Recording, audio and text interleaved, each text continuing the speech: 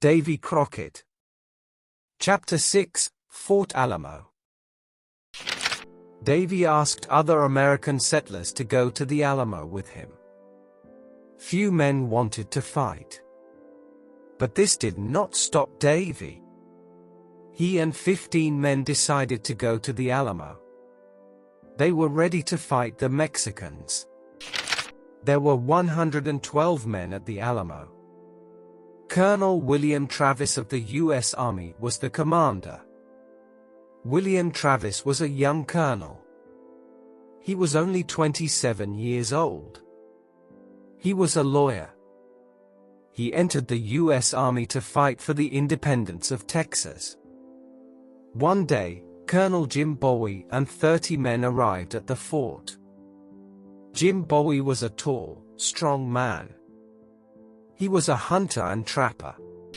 "Good evening, Colonel Travis," said Colonel Bowie.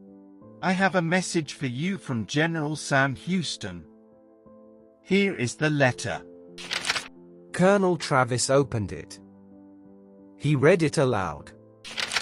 "You must destroy the Alamo and come with my army. General Santa Anna will attack the Alamo soon. General Sam Houston." "What?" said Colonel Travis. "I don't want to destroy the Alamo. I want to defend it." Colonel Bowie said, "We cannot defend the Alamo. We must have more men." In February 1836, Davy Crockett and his men arrived at the fort. Colonel Travis was happy to see them. He asked Davy and his men to defend the Alamo. "We don't have many men," said Colonel Travis. "We must ask for more soldiers. I am sending a messenger to General Fannin. He can send us more soldiers."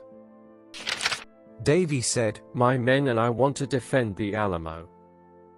We are hunters and trappers. Our long rifles can shoot at a great distance." Davy Crockett and Jim Bowie became good friends.